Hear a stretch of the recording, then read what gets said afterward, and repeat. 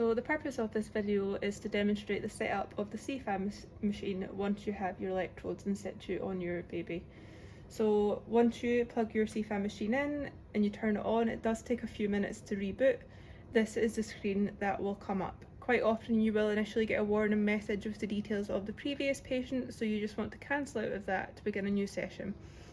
So on your machine you will see that for plugging in your electrodes you will have this part here, and on the screen there is a picture of the baby's head. So the way you are looking at this picture is if you're looking head on, and that is your baby's nose, and this takes us back to earlier and why I said that different coloured electrodes is easier, therefore it's easier to see where each lead goes.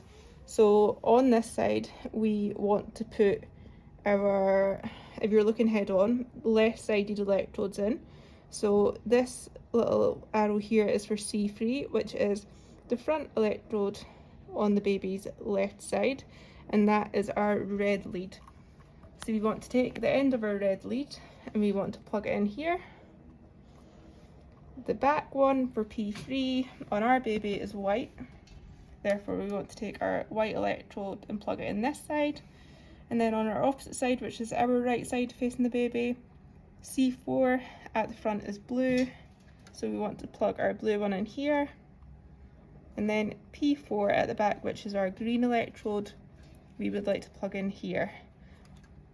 You will notice there is one more space here, and the reason for this is for a control electrode. So for this we use just a normal ECG electrode.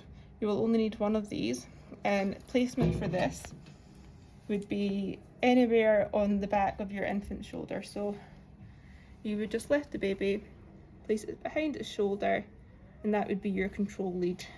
That would then plug in the middle here. Once all your leads are in situ and plugged in, you will go back to your monitor.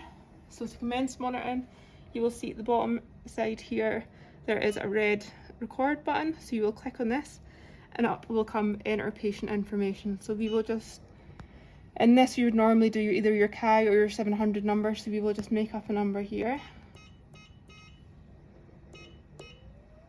Last name,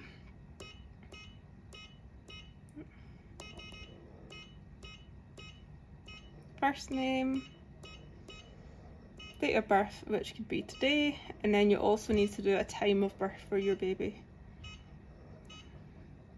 And then you click next. On your next slide you will see two different options. So the option we pick for our babies is the 5 lead mode, because we have 4 electrodes in the baby's head. Then you have your control at the back, so you will click on this and then press start recording. The machine will then start running self-tests, and it does take a few minutes to start up.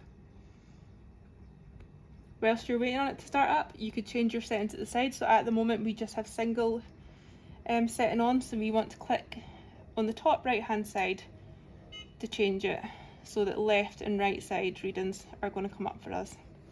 And at the bottom as well we want to change to raw tracing, which is this button here, which would then demonstrate the raw trace for the baby. This trace here we want to just ignore at the moment because we don't have a real patient, so it's not going to be accurate. And then that is started reading for our baby. What we want the signal to be flashing at the top is green. Unfortunately we're not going to get that at the moment because we're not on a real patient, but this will flash green, and clinical will also be green, and that will just indicate that it is working correctly for your patient. On the top left hand side we have 2 little icons here.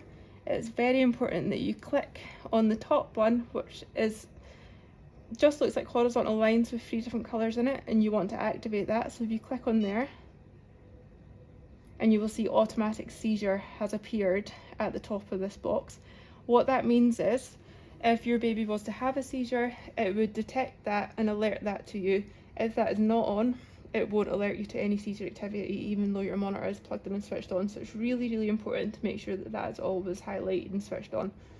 Once you've clicked that, your screen will also show differently down the bottom. So to get out of this you just want to press the home button and it'll take you back to where you were.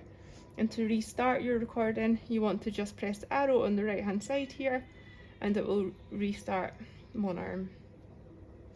Other options that are to highlight on this is when you're handling your baby, that can always cause interruptions in your monitoring. So it's really important that when you're doing a nappy, if you're giving medication, particularly seizure medication, that you want to put a marker of time in, so that if someone comes back at a later time to look at your baby's monitoring, if they look at something that doesn't look quite right, they could just look at the marker up the top and identify that why that was happening at that time.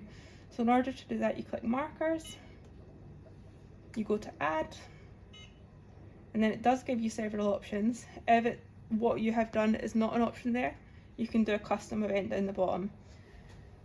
So for example, we'll say we've done a nappy, so we will click on care, so care, and then that will appear up the top here, and then in time, once your trace moves along, care will move along with that, and it'll be easily identified at which point that was. To go back to your initial screen, once again you're just pressing home, and then to commence your monitoring again, you're just pressing the arrow.